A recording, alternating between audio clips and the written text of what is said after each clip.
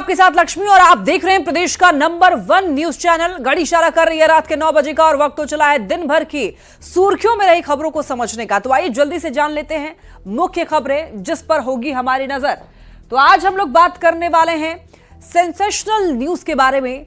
अतुल सुभाष को किस किस ने मारा है, इसको आगे डिटेल में डिस्कस करेंगे और इसके बाद जहरीली शराब से संदिग्ध मौतों की कहानी आपको बताएंगे और फिर करेंगे विश्लेषण कि नीतीश की यात्रा पर सियासत आखिर क्यों हो रही है और फिर नजर डालेंगे झारखंड के बजट पर। वैसे तो हम बुलेटिन की शुरुआत पॉलिटिकल खबरों से करते हैं, लेकिन सबसे पहले आज बात करेंगे कि ऐसे खबर की जिसने बिहार ही नहीं बल्कि पूरे देश को झकझोर कर रख दिया है। समस्तीपुर जिले के रहने वाले इंजीनियर अतुल सुभाष की सुसाइड के बाद कई सवाल खड़े होने लगे हैं। सवाल है कि सुभाष को किस किस ने मारा, सिस्टम ने, कानून ने या समाज ने? क्योंकि सुसाइड से पहले अतुल सुभाष ने करीब 1.5 घंटे का जो वीडियो बनाया था उसका एक एक हिस्सा, एक एक शब्द सोचने पर मजबूर करता है। देखिए रिपोर्ट।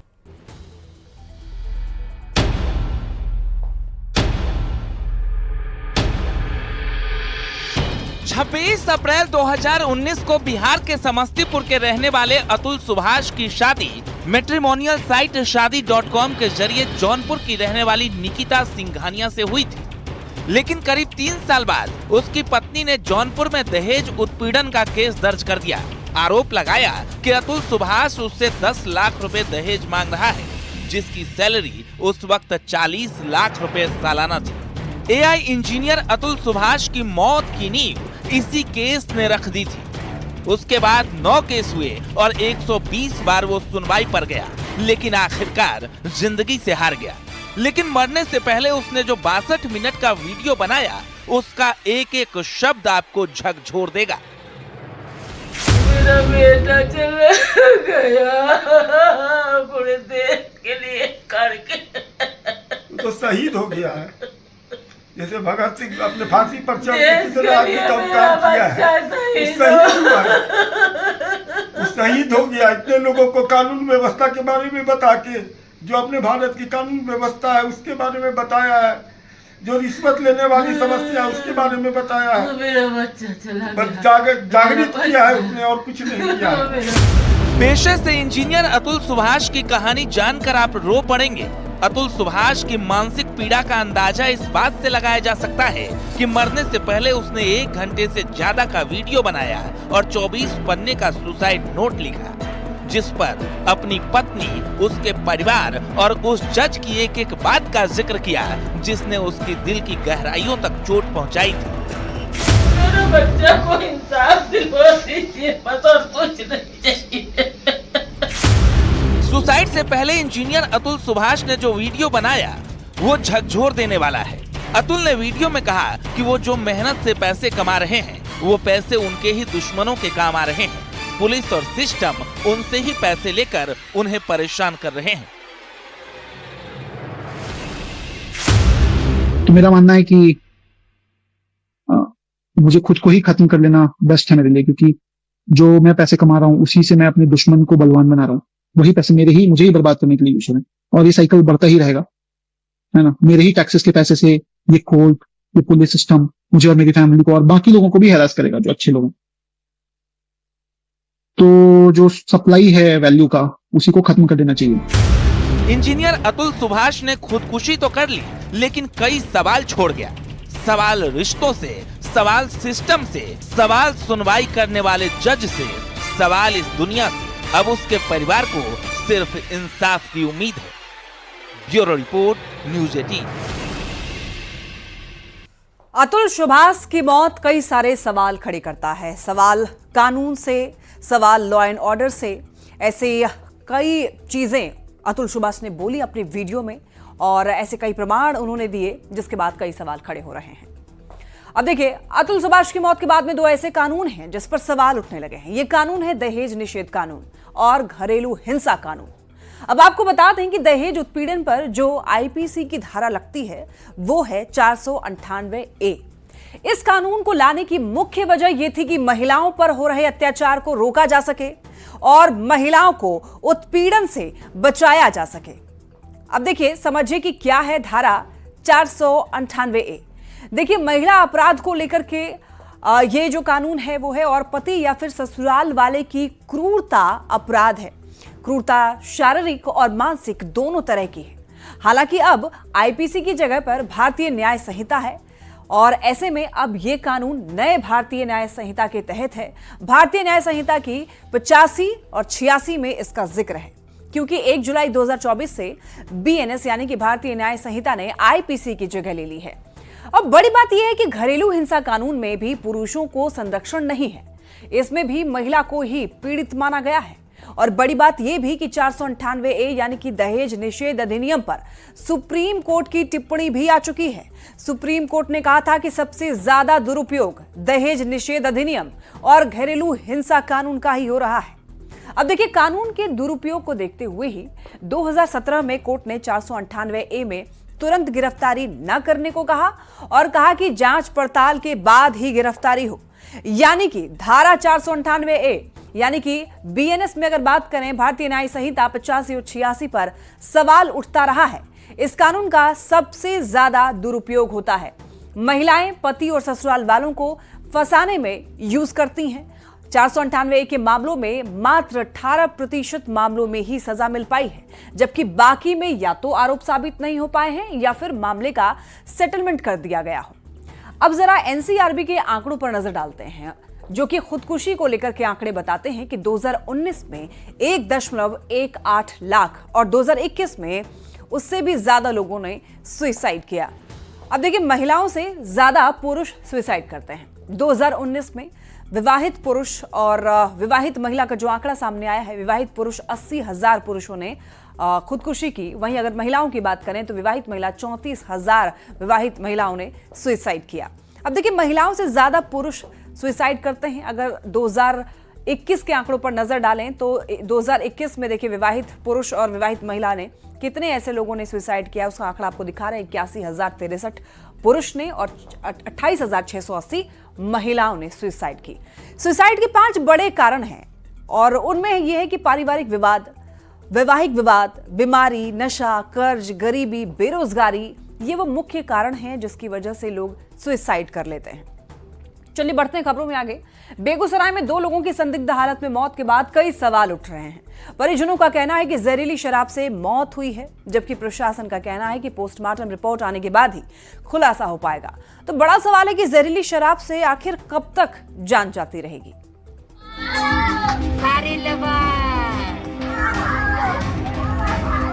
बिहार में शराब पीना अपराध है, लेकिन जहरीली मौत जारी है। बेगूसराय में 2 लोगों की संदिग्ध हालत में मौत के बाद सनसनी मच गई। चेरिया बरियारपुर के मेहदा शाहपुर के रहने वाले डॉक्टर सीसी सिंह और उनके कंपाउंडर हरे राम ताती की संदिग्ध स्थिति में मौत हो गई। हरे राम ताती को जब अस्पताल लाया गया तब उनकी आंखों की रोशनी चली गई। रिश्तेदार जहरीली शराब से मौत का दावा कर रहे हैं, लेकिन पुलिस का कहना है कि पोस्टमार्टम रिपोर्ट आने के बाद ही खुलासा हो पाएगा। अभी इसमें हम लोगों ने मेडिकल बोर्ड से पोस्टमार्टम करवाया व्यक्ति का, और हम लोग इसके बारे में जानकारी इकट्ठा कर रहे हैं। तो लेकिन सवेरे में वो बाथरूम से लौट करके आया और एक सीरियस हो गया, उसके बाद उसको बचाया नहीं गया। शराबबंदी वाले बिहार में फिर 2 संदिग्ध मौत के बाद फिर प्रशासन सवालों के घेरे में है। प्रशासन ने अब तक जहरीली शराब से मौत की पुष्टि नहीं की है। बड़ी बात यह है कि मृतक डॉक्टर का पोस्टमार्टम भी नहीं कराया गया। दूसरे मृतक हरे राम ताती का पोस्टमार्टम मेडिकल बोर्ड का गठन कर किया गया। इस शराबबंदी वाले बिहार के बेगूसराय में एक बार फिर जिला प्रशासन सवालों के घेरे में है। बेगूसराय में संदिग्ध मौत से कई सवाल खड़े हो उठे। संदिग्ध मौत की जांच तेजी से क्यों नहीं होती? क्या पुलिस मामले में लीपापोती कर रही है? जहरीली शराब से मौत के बाद पुलिस सबक क्यों नहीं लेती? आखिर कब तक जहरीली शराब से जान जाती रहेंगी? न्यूज़ 18 के लिए बेगूसराय से संवाददाता संतोष कुमार की रिपोर्ट। अब देखिए, शराब पी और उसके बाद आंखों की रोशनी गई और उसके बाद मौत हो गई, तो इसको समझाएंगे। अब देखिए, संदिग्ध मौतों की कहानी आपको बताएंगे। बिहार में पूर्ण शराबबंदी है। शराब पीना और बेचना दोनों ही अपराध है। शराबबंदी में शराब की तस्करी माफिया खुद ही शराब बनाने लगे हैं और अब ऐसे में ये समझना है कि अवैध शराब जहरीली कैसे हो जाती है। तो आइए इसको समझते हैं। दरअसल ये शराब गैर कानूनी तरीके से बनाई जाती है और इसको बनाने में सही प्रक्रिया का पालन नहीं किया जाता है। दरअसल होता क्या है कि शराब आसवन या फिर डिस्टिल करके बनाई जाती है और डिस्टिल करने की प्रक्रिया जो है थोड़ी मुश्किल होती है और एक्सपर्ट ही इसको ठीक तरीके से कर सकता है, लेकिन शराब माफिया खुद ही शराब बनाने लगते हैं। तो ऐसे में होता यह है कि शराब बनाने की प्रक्रिया में पहले मिथाइल निकलता है और मिथाइल के बाद इथाइल निकलता है। मिथाइल को ठीक से अलग नहीं किया गया तो शराब जो है जहरीली हो जाती है और इससे शरीर में फॉर्मिक एसिड नामक जहर बनती है और ये जहर दिमाग पर सीधा असर करता है, नर्वस सिस्टम को ब्रेक डाउन करता है, जो कि मौत की वजह को बढ़ा देती है और इसी वजह से शराब पीने से मौत हो जाती है। और ये जो शराब है, यह अवैध शराब जहरीली शराब में कन्वर्ट हो जाता है। चलिए बढ़ते हैं खबरों में आगे। और नीतीश कुमार की महिला संवाद यात्रा पर तेजस्वी की तंज पर एनडीए नेताओं ने पलटवार किया है। एनडीए नेताओं का कहना है कि हार की हताशा में तेजस्वी यादव इस तरह की बात कर रहे हैं। मुख्यमंत्री नीतीश कुमार यात्रा पे जा रहे लालू जी। अच्छा है, जा रहा है तो अब तो नैन सेकने जा रहे हैं। बिहार के मुख्यमंत्री नीतीश कुमार महिला संवाद यात्रा पर निकलने वाले हैं। यात्रा का ऐलान हुआ और सियासत तेज हो गई। पहले आरजेडी के राष्ट्रीय अध्यक्ष लालू प्रसाद ने विवादित टिप्पणी की और उसके बाद उनके छोटे बेटे तेजस्वी यादव ने एक पोस्ट करके सवाल उठाया है। तेजस्वी यादव ने एक तस्वीर टैग करते हुए लिखा है कि बिहार पूछ रहा है, पैसों से सौदा होता है, संवाद नहीं। संवाद के लिए प्रेम चाहिए, पैसा नहीं। बिहार को कर बर्बाद, 225 करोड़ 78 लाख का ये कैसा संवाद। नीतीश कुमार की यात्रा पर तेजस्वी यादव की ओर से कसे तंज पर एनडीए के नेताओं ने पलटवार किया है। अब इस हताशा और बौखलाहट में तेजस्वी जी कुछ न कुछ तो कहेंगे। समाज कल्याण मंत्री मदन सहनी ने कहा, नीतीश कुमार ने महिलाओं के लिए बहुत कुछ किया है और यात्रा के बाद वो महिलाओं के लिए फिर से कुछ विशेष कर सकते हैं और इसी बात का लालू प्रसाद और तेजस्वी यादव को डर है, जिस कारण वो लोग इस तरह की बात कह रहे हैं। इन लोगों ने तो कभी कोई काम किया नहीं है, सिर्फ झूठ के बदौलत इन लोगों ने 15 साल खींच। वहीं डिप्टी सीएम विजय सिन्हा ने कहा कि तेजस्वी यादव को बिहार के विकास से कोई लेना देना नहीं है। कोई लिख करके एक टीम जो जनता की गाढ़ी कमाई लूट कर करके उनके पिताजी रखे उस पैसे से एक टीम रखे हुए हैं, वो जो लिख के देता है वो डालते हैं। जबकि आरजेडी की नेता एजिया यादव कह रही हैं, कितने करोड़ रुपए बर्बाद करने निकले हैं तो जवाब तो देना ही पड़ेगा। कौन सी महिलाओं से कौन सा संवाद करने जा रहे हैं? अधिकार तो आपसे दिया नहीं गया। सियासत अपनी जगह है, लेकिन एक बात सच है कि सीएम नीतीश कुमार अक्सर यात्रा पर निकलते हैं और यात्रा के दौरान मिले फीडबैक के आधार पर कोई न कोई योजना लॉन्च करते हैं। सवाल है कि क्या 2025 के पहले महिलाओं के लिए बिहार में कुछ बड़ा होने वाला है? न्यूज़ 18 के लिए दिल्ली से अमितेश सिंह और पटना से आनंद अमृत राज के साथ ब्यूरो रिपोर्ट। आइए अब यात्रा पर सियासत को समझते हैं। देखिए, नीतीश कुमार महिला संवाद यात्रा पर निकलने वाले हैं और ऐसे में तेजस्वी यादव ने नीतीश की इस यात्रा पर सवाल खड़ी कर दिया है। इस यात्रा पर उन्होंने कहा है कि रुपए जो हैं बहुत ज्यादा खर्च होंगे और ऐसे में लगभग 2 अरब से भी ज्यादा पैसे खर्च करने की बात सामने आ रही है। ऐसा तेजस्वी यादव आरोप लगा रहे हैं कि पैसे की बर्बादी है। लेकिन देखिए, नीतीश कुमार की ये कोई पहली यात्रा नहीं है। नीतीश कुमार अब तक 14 यात्राएं कर चुके हैं। 2005 में चुनाव के पहले नीतीश कुमार ने न्याय यात्रा की और बिहार की कुर्सी तक पहुंच गए। 2009 में ही एक बार फिर नीतीश यात्रा पर निकले, नाम दिया विकास यात्रा और रिजल्ट ये रहा कि एनडीए के लोकसभा चुनाव में बम्पर सीटें आई और चुनाव के बाद नीतीश कुमार धन्यवाद यात्रा पर भी निकले थे। 2010 में फिर चुनाव से पहले नीतीश कुमार यात्रा पर निकले और 2010 में जेडीयू ने सबसे ज्यादा सीट जीत ली। जेडीयू को 2010 में 115 सीटें आईं। अब देखिए, 2010 में ही विश्वास यात्रा पर बिहार की जनता ने विश्वास जताया तो चुनाव जीतने के बाद 2011 में नीतीश कुमार सेवा यात्रा पर निकल पड़े। वहीं 2012 में भी नीतीश कुमार ने बिहार को स्पेशल स्टेटस का दर्जा देने के लिए अधिकार यात्रा निकाली और इससे भी लोग खूब कनेक्ट किए। अब देखिए, नीतीश कुमार की अब तक की राजनीति में सिर्फ एक यात्रा ऐसी रहेगी जिसके बाद भी जीत नहीं मिली, और वो 2014 की संकल्प यात्रा। 2014 में नीतीश कुमार अकेले लड़े और लोकसभा चुनाव में उनकी पार्टी को सिर्फ 2 सीटें मिली। लेकिन देखिए 2015 में नीतीश कुमार एक बार फिर संपर्क यात्रा पर निकले और सरकार में जबरदस्त वापसी कर ली। इसके बाद 2016 में निश्चय यात्रा की, 2017 में समीक्षा यात्रा की, 2019 में जल जीवन हरियाली यात्रा की, तो 2021 में समाज सुधार यात्रा और 2023 में नीतीश कुमार समाधान यात्रा पर निकल चुके हैं। अब देखिए नीतीश अपनी यात्राओं से वो सीखते हैं, सीधे जनता से फीडबैक लेते हैं, जनता से मिलते हैं, परेशानियों को सुनते हैं, समझते हैं, फीडबैक के आधार पर वो विकास की फिर योजना बनाते हैं, रोड मैप तैयार करते हैं। और शराबबंदी जैसे कानून यात्रा की ही देन है। यात्रा जब इन्होंने की तो उनको पता लगा क्या दिक्कतें हैं। अब ऐसे में समझने वाली बात यह भी है कि नीतीश कुमार बिहार के सीएम हैं, सीएम का प्रोटोकॉल होता है, कोई भी सीएम रहे प्रोटोकॉल एक ही रहता है, यात्रा होगी तो खर्च होता ही है। अब ऐसे में देखिए तेजस्वी यादव जो है आरोप लगा रहे हैं कि इसमें जो खर्च है बहुत ज्यादा है और खर्च इतने नहीं होने चाहिए। चलिए बढ़ते हैं खबरों में, आगे बात करेंगे झारखंड की। तो झारखंड में देखिए बुधवार को हेमंत सरकार ने द्वितीय अनुपूरक बजट पेश किया और इस बजट में सबसे अधिक पैसा मैया सम्मान योजना के लिए आवंटित किया गया। मैया सम्मान योजना पर बजट की आधी से अधिक राशि खर्च करने पर सियासत भी शुरू हो गई है। रिपोर्ट देखिए। झारखंड में बुधवार को हेमंत सरकार ने फ्री योजना के लिए सरकारी खजाना खोल दिया। विधानसभा के विशेष सत्र के तीसरे दिन वित्त मंत्री राधाकृष्ण किशोर ने 11,697 करोड़ 47 लाख रुपए का द्वितीय अनुपूरक बजट पेश किया।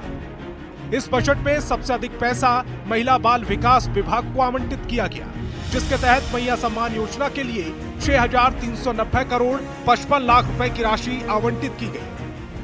आंकड़े बता रहे हैं कि हेमंत सरकार अनुपूरक बजट का 3/4 हिस्सा सिर्फ चुनावी वादों को पूरा करने के लिए खर्च करने जा रही है। इसे लेकर झारखंड में सियासत भी खूब हो रही है। झारखंड लोकतांत्रिक क्रांतिकारी मोर्चा के इकलौते विधायक जयराम महतो ने मैया सम्मान योजना का कड़ा विरोध किया और कहा कि सरकार मैया सम्मान योजना के जरिए 18 साल की युवतियों को मानसिक रूप से पंगु बना रही है।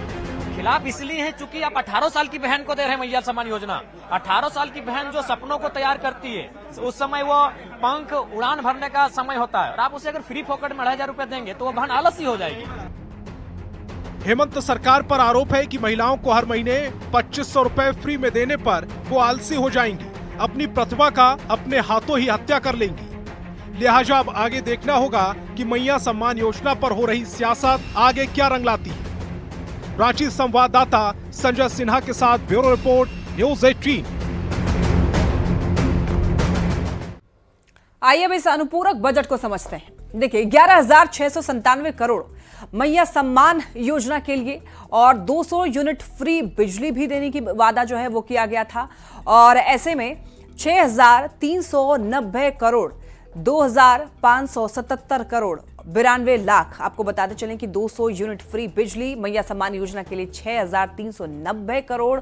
तो ये अनुपूरक बजट जो दिया गया है उसको किस तरीके से डिवाइड किया गया है वो आपको बता रहे हैं। और अनुपूरक बजट का 75% जो है वो मैया सम्मान योजना और 200 यूनिट फ्री बिजली के लिए। वहीं देखिए अनुपूरक बजट के 25% में क्या कुछ है वो आपको बताते हैं। गृह कारा और आपदा प्रबंधन 445 करोड़ 96 लाख। वहीं अगर स्कूली शिक्षा और साक्षरता विभाग की बात करें तो इसको 272 करोड़ 80 लाख रुपए मिले हैं। और कृषि पशुपालन और सहकारिता विभाग की बात कर लें तो यहाँ पर 250 करोड़ मिले हैं। और ग्रामीण विकास विभाग की बात करें तो इस विभाग को 194 करोड़ 28 लाख रुपए मिले हैं। पथ निर्माण विभाग को 170 करोड़ 15 लाख रुपए मिले हैं। वहीं आपदा प्रबंधन की बात करें तो 166 करोड़ 40 लाख मिले हैं। स्वास्थ्य एवं परिवार कल्याण को 144 करोड़ 43 लाख मिले हैं। अब देखिए हाल के दिनों में ही मुफ्त की योजनाओं का चलन जो है वो बढ़ा है। मुफ्त की योजनाओं से राज्यों की आर्थिक स्थिति जो है कमजोर हुई है।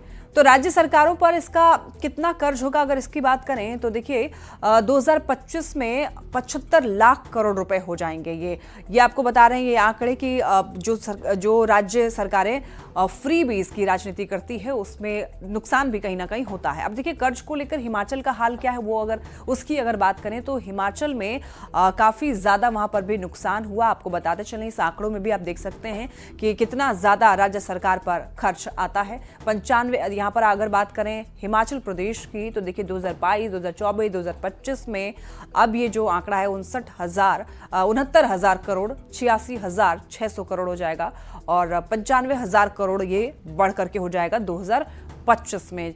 और हिमाचल चुनाव में कांग्रेस ने वादा किया था, क्या वादा किया था इसकी अगर बात करें तो यहाँ पर देखिए 300 यूनिट बिजली फ्री की बात की गई थी, 60 साल की महिलाओं को 1500 पेंशन की बात की गई थी और ओल्ड पेंशन स्कीम जो है वो लागू करने की बात की गई थी। अब देखिए हिमाचल सरकार बनने के बाद फ्री वाली जो योजनाएं हैं वो लागू की गई। फ्री वाली योजनाओं का अर्थव्यवस्था पर असर काफी ज्यादा पड़ा। हिमाचल सरकार पर कर्ज का बोझ बढ़ गया और पहली बार सैलरी देने में दिक्कत हुई। 2 लाख कर्मचारी, 1.50 लाख पेंशनर को पैसा देर से मिला। झारखंड में भी देखिए 2 योजनाओं को अनुपूरक बजट का 75% विकास की योजनाएं इससे प्रभावित होंगी। ऐसे में सवाल खड़े हो रहे हैं और इसी वजह से ये जो फ्री की राजनीति की जाती है, फ्री के जो वादे किए जाते हैं उसको लेकर के कई बार सवाल उठने लग जाते हैं और इसी वजह से यहां पर भी ये बातें हो रही हैं। चलिए इसी के साथ इस बुलेटिन में इतना ही।